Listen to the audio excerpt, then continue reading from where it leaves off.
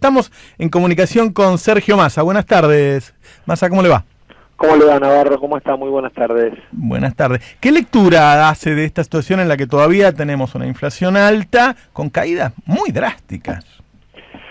A ver, digamos, hay una lectura obviamente macro y microeconómica y hay una lectura de sentido común. Voy a arrancar por la de sentido común y después voy a tratar de darle una explicación más técnica.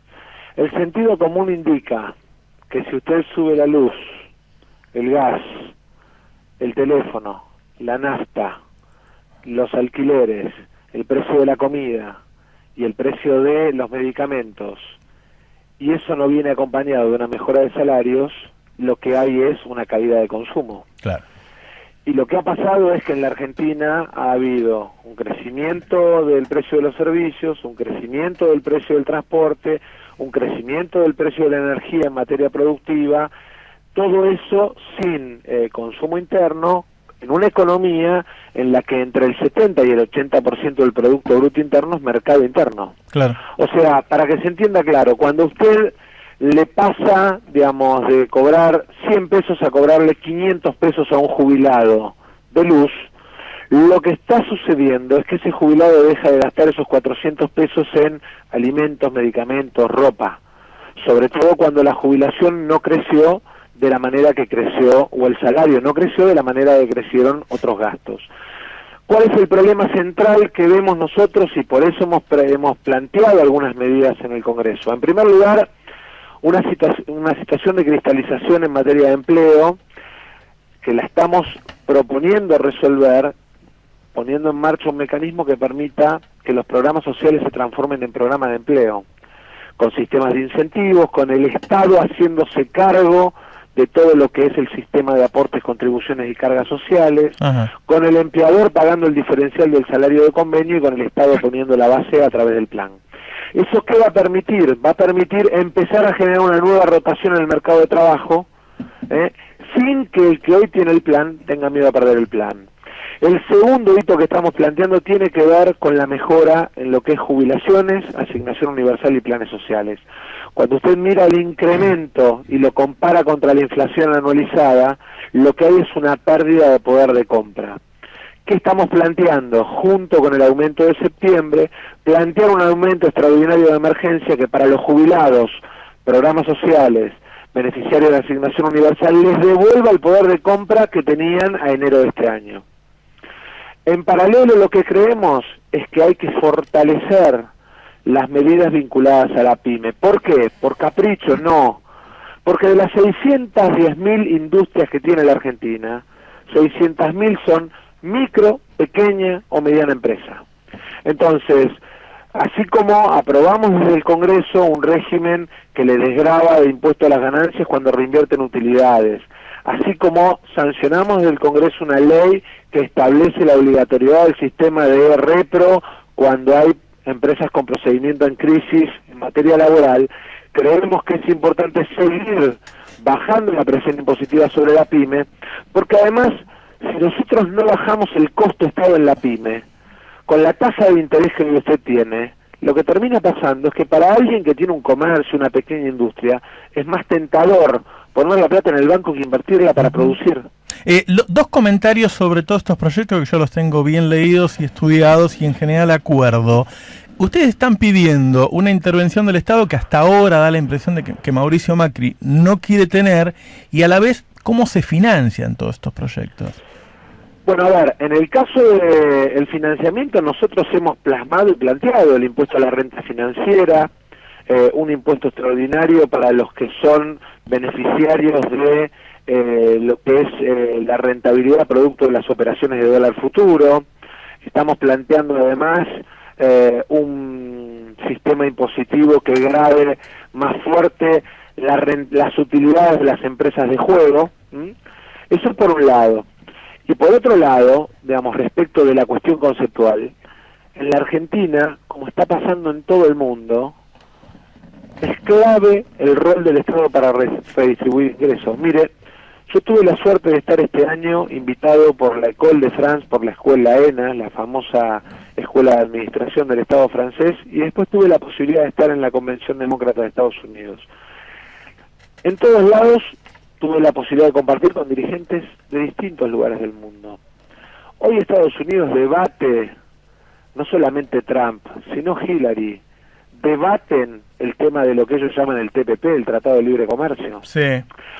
Porque, en definitiva, lo que hay es un tema de sostener el empleo en cada uno de los países. Le voy a poner un ejemplo vulgar. Una empresa que se dedica a vender a productos deportivos, que era líder en Estados Unidos, Sport Authority, está cerrando, porque fue reemplazada por el nuevo espacio público, que es la venta por Internet. Entonces el negocio de retail va cambiando hacia un negocio distinto en el nuevo espacio público. Esos cambios el mundo los tiene que asimilar, procesar y cambiar rápidamente la ecuación respecto del trabajo de las personas. Y después un segundo tema que tiene que ver con los precios de las economías. La economía no tiene... Usted vio que hay algunos que miran los precios de la economía solamente asociados al salario. Dicen, bueno, hay que bajar el costo laboral. No, mire, la economía tiene 6 precios. El precio de la energía es uno, el precio del Estado por presión impositiva es otro, el precio de la logística es otro, el precio del salario es otro, el precio del dinero es otro y el precio de la moneda es otro, porque si usted tiene tasa de interés alta, no tiene, digamos, o no genera perspectiva de inversión. Si usted tiene un costo de energía alto, genera asimetría de competitividad. ¿Cuál es el mejor ejemplo de eso? ¿Cuánto paga el millón de BTU un productor en Estados Unidos o una pyme en Estados Unidos? Entre $1.90 y $2.60. Claro. En la Argentina, $6.50. Estamos arrancando 3-1 en la competencia por el precio de la energía en productos que en términos de terminación en un mundo globalizado compiten por el mismo mercado. Massa, le cambio un poco de tema. ¿Qué va a pasar con las tarifas? Digo, en el Congreso lo que ustedes querían lograr no se logró. En principio, por lo pronto lo que han conseguido es hablar con Aranguren, pero no sé si eso soluciona el tema. Mire, nosotros sentimos, por un lado, que el ministro venga y explique, no es un logro, es una obligación del ministro. Una obligación que el ministro eludió 4 meses. 27 de abril fue la primer convocatoria que le hicimos desde la Comisión de Defensa del Consumidor. Y la verdad es que para nosotros el entender cuál fue el análisis a la hora de poner en marcha este tarifazo es muy importante, porque lo que queremos saber además es cómo sigue esta película. ¿Cuánto impacta en lo que es transporte de energía? ¿Cuánto impacta en lo que es distribución? ¿A qué precio se está reconociendo, digamos, el valor en boca de pozo? ¿Cuánto se eliminó del subsidio? Mire, yo en campaña el año pasado lo dije y algunos me criticaron, que no podíamos pensar en la Argentina en eliminar los subsidios y mucho menos de un día para el otro. Y yo sé que hoy es políticamente incorrecto decirlo, pero ¿sabe qué? Cuando usted tiene un instrumento desde el Estado para igualar oportunidades, en el tema de los servicios públicos la tiene que usar, porque no es lo mismo tener luz que no tenerla, no es lo mismo tener gas que no tenerlo, en términos de calidad de vida. El servicio público no es un saco que usted entra a un negocio y si no le gusta el precio va a otro y compra otro distinto. Usted tiene un único proveedor y entonces el precio debe ser razonable.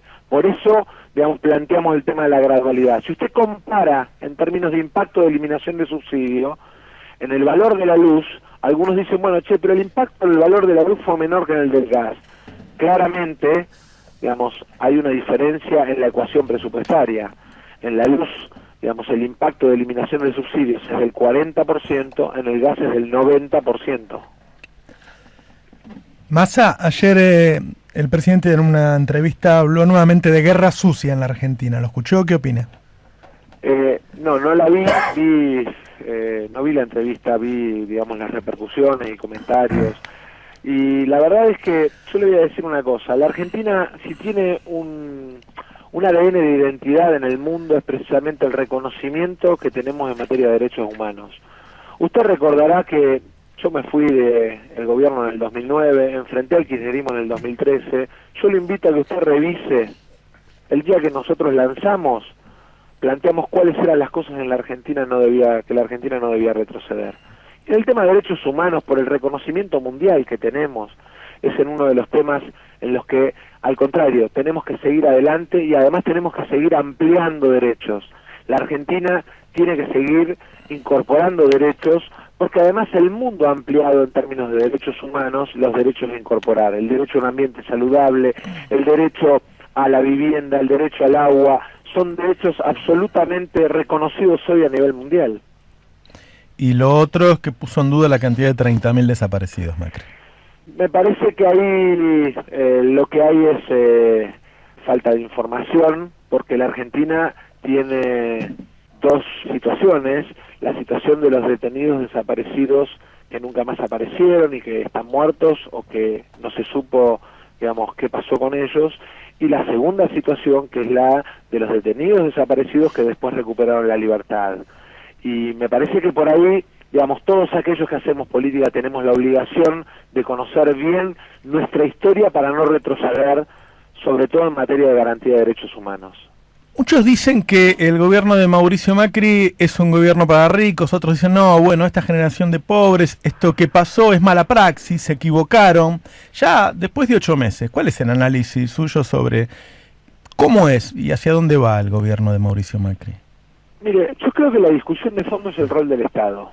Me da la sensación que después el resto es por ahí de consigna política, ¿no? Y yo creo que la cuestión de fondo acá, la clave es cuál es el rol del Estado.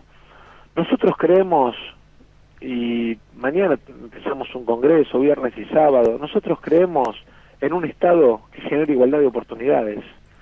Y un Estado genera igualdad de oportunidades, obviamente cuando brinda seguridad, cuando garantiza acceso a la justicia, cuando garantiza acceso a la educación, pero también cuando ayuda en la distribución del ingreso. Porque en definitiva ese es el rol del Estado para regular las relaciones sociales en la economía. Los países, la mayoría de los países modernos del mundo tienen dos instrumentos para distribuir o mejorar la distribución del ingreso. Una vinculada a la matriz tributaria. Y le diría, no solamente, no pongamos el ojo en este gobierno, pongamos el ojo en la democracia.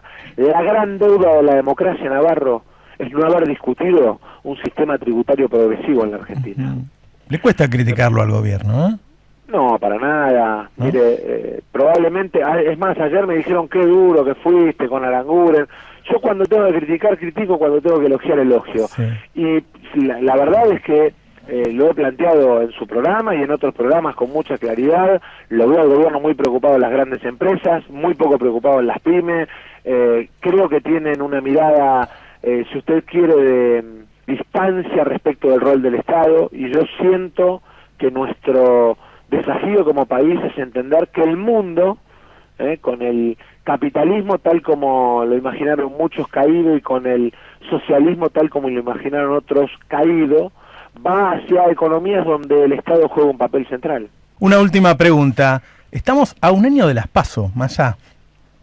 ¿Cuál es su candidato para la provincia de Buenos Aires? Vamos a discutirlo, digamos, las alternativas de candidatos para la provincia de Buenos Aires pueden ser varias. A ver. Nosotros tenemos además una vocación de construir un espacio más plural, obviamente con peronistas, pero también con radicales, con desarrollistas, con la democracia cristiana, con todos los que integran nuestro frente, con los sectores progresistas.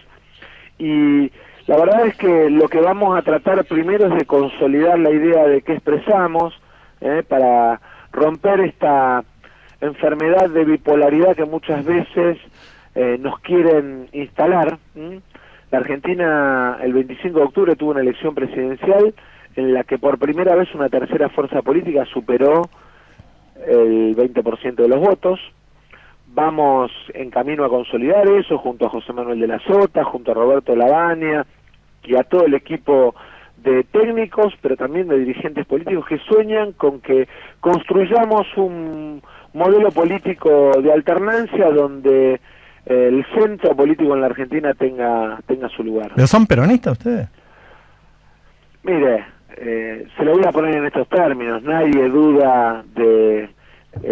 algunos a mí me critican por algunas posiciones, sáqueme a mí, pero nadie puede dudar del corazón peronista de José Manuel de la Sota o de tantos dirigentes como Graciela, como Felipe, que integran nuestro espacio. ¿Y por qué Gioja y Scioli están en un lugar y ustedes están en otro, si todos son peronistas? Porque me parece que también hay una cuestión de qué expresa cada uno. Nosotros pretendemos expresar el futuro y hay algunos dirigentes que se quedaron abrazados y enamorados del pasado. Y con el pasado, digamos, no se pelea, al pasado, digamos, no se lo pelea, en todo caso se lo juzga, y lo juzga la sociedad, pero nosotros tenemos la obligación de construir futuro, de devolver esperanza, de expresar sueños. Es mucho más profundo que simplemente quedarse en la idea de discutir el pasado. El pasado, obviamente hay que tomarlo como aprendizaje, pero tenemos que aprender a mirar el futuro para devolverle además confianza a nuestra sociedad. Pero Scioli el pasado sacó el 49%. En el pasado. Hace 8 meses. Sacó más que usted. Por eso, en el pasado. Sí, en el presente no sabemos lo que va a pasar. Por eso mismo, y en el futuro tampoco. Al futuro hay que construirlo, ese es el desafío. Arremangarse, no quedarse abrazado a lo que pudo haber sido, sino, digamos, soñar con lo que podemos ser como país. Digo, en el mundo lo que hay en general son alianzas, me parece, recién era interesante cuando usted mencionaba el tema de las alianzas, porque en el país antes era mala palabra, lo que le pasó a la alianza, y eso ya pasó, eso sí que es pasado. Digo, en general hay alianzas de centro izquierda, de centro derecho, o más cerca de la clase media o de lo popular, y otras más cerca del otro lado. Digo, lo natural no sería que lleguemos a 2019 con una alianza como la del gobierno, que es fuerte, y que en algún momento ustedes salgan algún tipo de alianza con el peronismo, manteniendo la identidad del Frente Renovador. Mire, yo soy consciente de que la gran mayoría de los que participan y militan en el Frente Renovador son peronistas. Claro.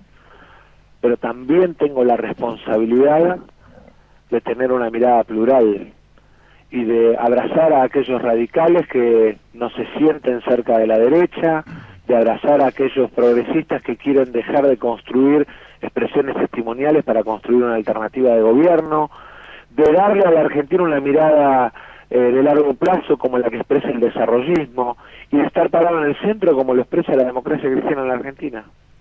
Bueno, Sergio Massa, siempre rica esa entrevista con usted. Muchas gracias. Gracias. Un abrazo. Chao, un abrazo.